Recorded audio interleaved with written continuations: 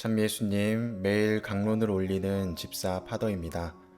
오늘은 2020년 6월 25일 민족의 화해와 일치를 위한 기도의 날입니다. 더불어 한국 전쟁이 발발한 지 70년이 되는 해입니다.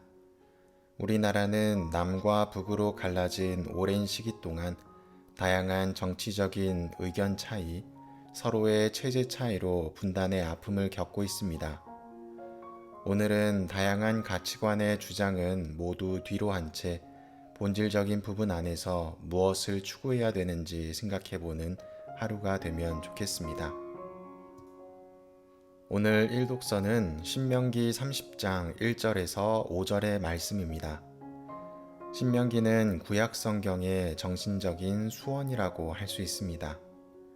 신명기계의 역사서라고 불리우는 여호수아, 판관기, 사무엘기, 열왕기 등에서도 확인할 수 있습니다.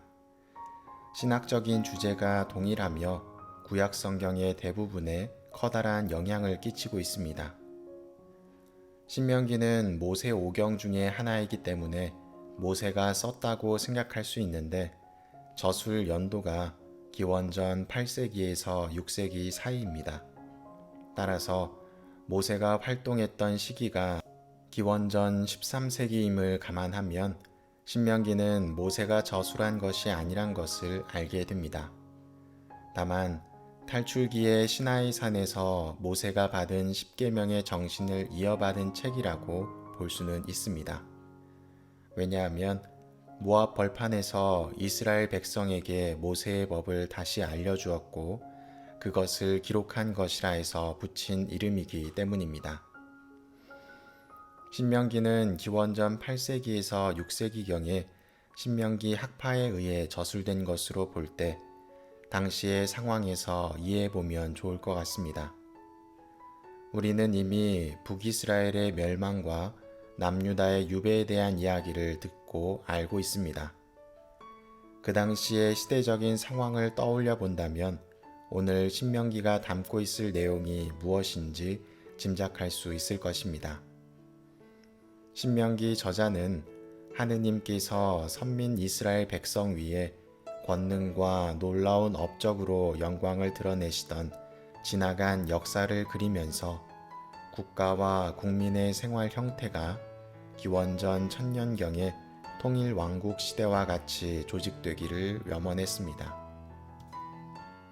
오늘 복음은 마테오 복음 18장 19절에서 22절의 말씀입니다. 요즘 읽혀지는 복음 내용은 매번 어려운 내용을 우리에게 바라시는 것 같습니다. 오늘은 용서에 대한 이야기를 해주고 계십니다. 주님, 제 형제가 저에게 죄를 지으면 몇 번이나 용서해 주어야 합니까? 7번까지 해야 합니까? 거기에 대해서 예수님은 이렇게 말씀하십니다. 7번이 아니라 77번까지라도 용서해야 한다. 성경에서 7이라는 숫자는 충만한 의미를 지니고 있습니다. 또한 율법에서는 형제가 죄를 지으면 3번 용서해 주라는 계명이 있었는데 이 질문을 한 사람은 그보다도 더 많은 7이라는 숫자를 통해서 자신의 떳떳함을 드러내고 있는 것입니다. 그런 그에게 예수님은 77번 용서해 주라는 표현을 통해서 무조건적인 용서를 드러내십니다.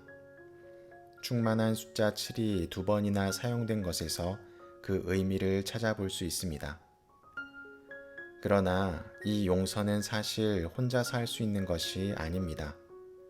오늘 복음의 첫머리에서도 예수님은 이런 표현을 먼저 하십니다. 너희 가운데 2사람이 이 땅에서 마음을 모아 무엇이든 청하면 하늘에 계신 내 아버지께서 이루어 주실 것이다. 한 사람의 기도가 아니라 2사람이 함께 마음을 모아 청하는 것을 들어주신다는 이야기입니다. 즉, 우리는 혼자 살아가는 존재가 아니라 함께 살아가야 되는 존재들인 것입니다.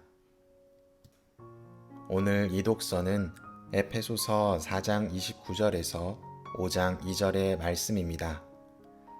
오늘 에페소서에서는 말을 어떻게 해야 되는지 알려주고 계십니다.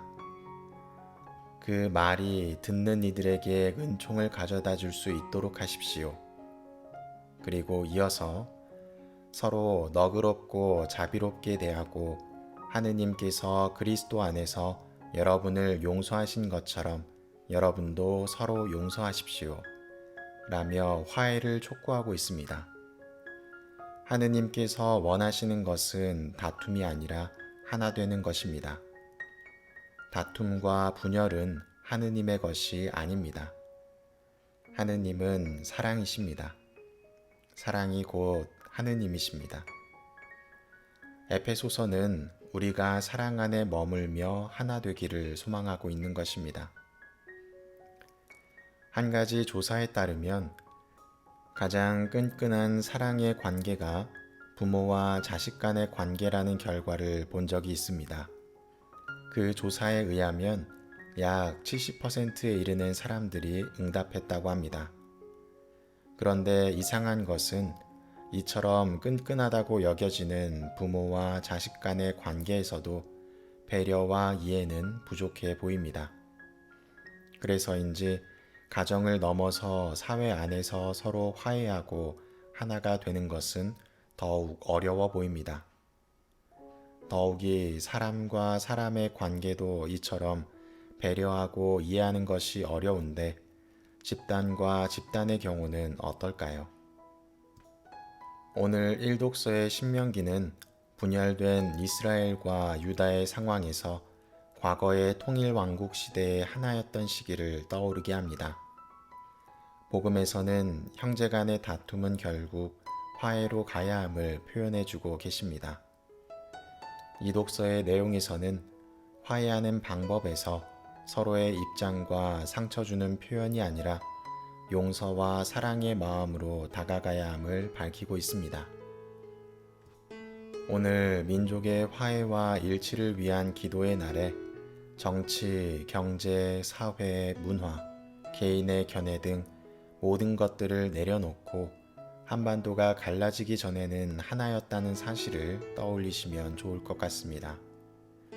본래 모습으로 돌아가는 것이 가장 정상적인 것이며 올바른 것이 아닐까요? 그러기 위해 우리에게 필요한 것이 무엇인지 생각해 봅시다.